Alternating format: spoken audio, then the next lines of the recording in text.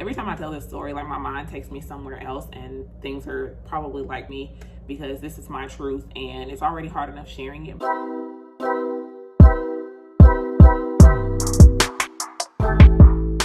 Hi family, and welcome back to Success Beyond Depressed. I am Amber, and I am going to share with you part one of my story as to how I came into this world of being diagnosed with depression and anxiety. I do have my notebook here, so if I look down, that is what I'm going to be looking at, just to make sure I'm staying on track and not rambling. Before we jump into the actual story, make sure you're following us on Instagram at success_beyond_depressed. And if you also have anything that you would like to tell us, share your story, be a guest on our podcast, which is also available on all major streaming platforms. Success Beyond Depressed is our podcast name, but our email address is successbeyonddepressed@gmail.com. If you want to share with us your story, be a co-host or a guest on our podcast, or just share something that has blessed you, let's jump right into my story. So the introductory part of my story is back when I was a little girl growing up. We are from the Murfreesboro, Nashville, Tennessee area. And growing up, my grandmother was a midwife, and she delivered my cousin Tiffany in her home. And I literally thought that was the coolest thing ever. Like, 5, 7, 8, 9-year-old running around, hearing stories about how my grandmother or our grandmother delivered my older cousin in her home, which is also the same home, if I remember correctly, that I grew up going to visit my grandmother in. And so I was just like, wow, that's so cool. Like, what room was it? All these, questions in my formative years. And, my grandmother was gracious enough to answer them for me and kind of talk to me a little bit about nursing and what that entailed. So from then on, baby, you can tell me that I was not going to be a nurse, okay? Prior to that, and hearing that story, I remember just kind of telling people, I want to be a doctor, because what kid doesn't say that they want to be a doctor, right? So once I heard that story, I was like, okay, I want to be a nurse. And then as I continued to matriculate through school, I realized that I don't like school, y'all. Like, I did not like school. Not because I wasn't good at it, but because I just didn't like it. It wasn't hard for me until college, which we'll get there. I had always been an honor roll AB student, whether it's principal's list, honor roll, dean's list, whatever the school had at the time. I was on that caliber of student, by the grace of God, not because of Amber. But in that, I just realized that I didn't like school. And so I was like, even if I thought about being a doctor again, the amount of schooling that they have to do, no thank you. So I was like, all right, bet that just means I'm supposed to be a nurse, right? My grandmother was a nurse. She delivered my cousin, and that was the exposure to the extent of medicine and nursing that I had, was pretty much kind of the L&D portion of that. I wasn't aware of the med surge and the cardiac and the PACU, post anesthesia care unit, and all those things. So I, kind of took and ran with, I want to be a labor and delivery nurse type of thing. After going through school, like I said, I got to college. I went to Oakwood University, shout out to OU in Huntsville, Alabama. And of course, you have to do an entrance test to get into the nursing department. And so I passed that, and let me backtrack a little bit. So although I was an AB, Dean's List, honor roll student my entire career, I did suck at standardized testing. All my ITBS testing or my ACT scores or anything like that, y'all, subpar, okay? Subpar. But to me, in my mind, that did not dictate who I was to become. Nor did it hold me back in any schooling. So I never had to repeat a grade or anything like that until I got to college. And so with that, because I made good grades, I didn't really know and learn how to study early on in school, whether that was elementary school, high school. So I really struggled with the concept of how to study when I got to Oakwood. And that's not the time to learn how to study, y'all. Like, it's just really not the time to learn how to study. Maybe try to learn the summer before if studying comes easy to you or something of that nature. But trying to learn in the thick of it, 0 out of 5 stars, I do not recommend, okay? Because no, thank you. And I struggled, to say the least. I struggled, again, not necessarily in the class form, but with nursing, you had to pass every single semester with a certain grade or with a certain score in order to move on to the next semester. And so what that did was basically the test at that point determined whether or not you were going to move forward. And although standardized testing can also indicate that in your, formative years, it hadn't for me, so I was not aware. These were not just regular everyday tests or tests on 3 or 4 chapters. These were tests that were preparing you to take the boards, whether it be HESI or ATI. And if you're in the nursing world, you know what those mean. Basically, those are the nursing standardized tests that you have to pass each semester in order to move on to the next semester in nursing.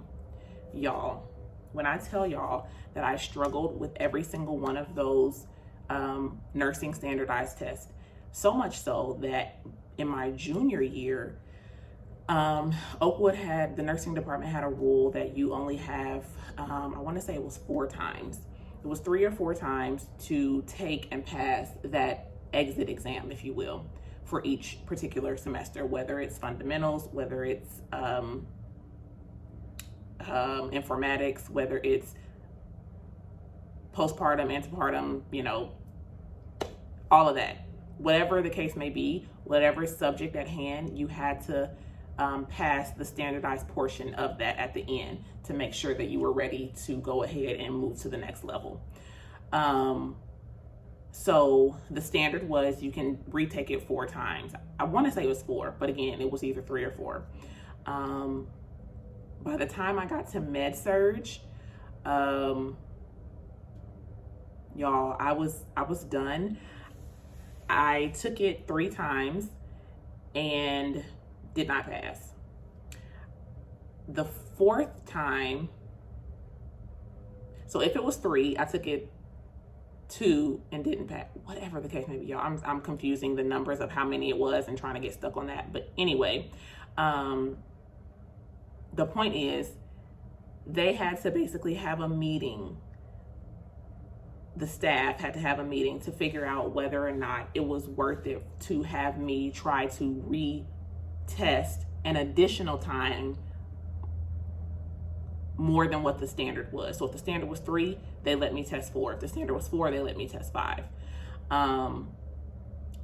And Oakwood is a Christian school, so my professors and things of that nature were praying with me and for me, encouraging me, allowing me to kind of get other things underway as far as like study habits or pairing me with someone in the classroom or someone in the year ahead of me, that has success in these areas.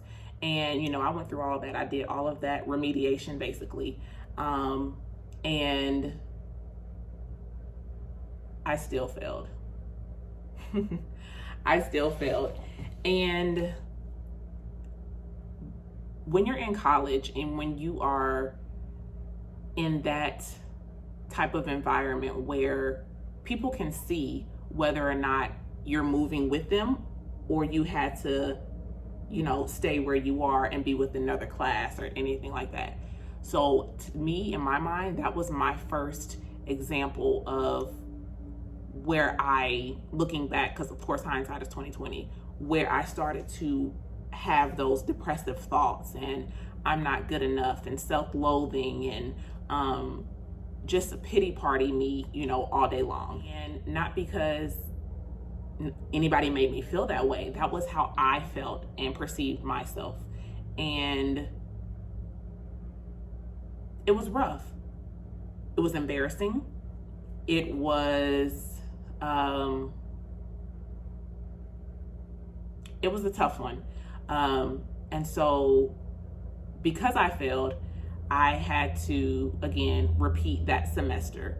And so not only did I have to repeat the semester, but I was not able to repeat the semester with my class that I came in with. I had to get to know a whole other class.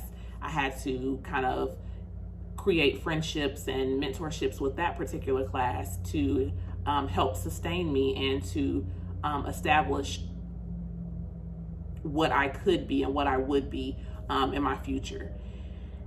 And I mean, y'all, I was like 19, 20, like, I don't even remember how old I was, 18, 19, 20, somewhere in there.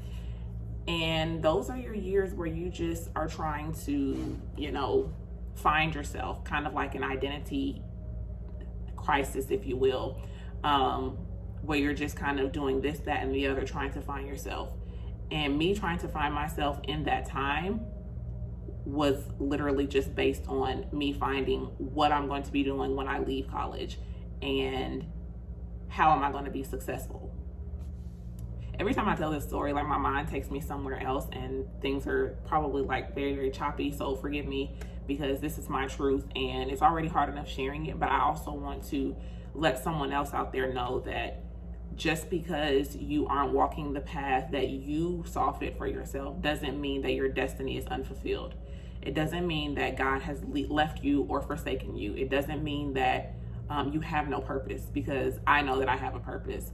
And with that being said, God placed me in an atmosphere of people who were very comforting, who were very supportive, who were very encouraging. The class before me was exactly that as well.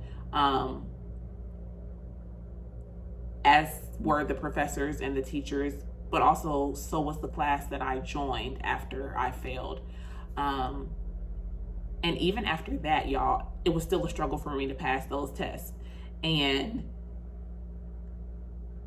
to this day, like, I don't think that I would have been able to pass without the encouragement, the support, the prayers, the study sessions of, you know, my friends, you know, like, and I don't want to call anybody's name, but y'all know who y'all are. Nursing class of 2013, 2012, 2013. Shout out to y'all. And it was amazing. It was beautiful to see hindsight. It was not pretty within everything that was going on and transpiring at the moment. But those are the things that shaped me into the woman that I am today, sitting here talking to you and sharing my story. And I know that you're probably wondering, well, Amber, did you ever graduate? Did you ever pass the classes? I did. I graduated with my nursing degree, and I did pass all of my classes. And some of them I had to, you know, take again. There was another class my senior year that I had to wait a whole year to retake because it was only offered in the spring semester.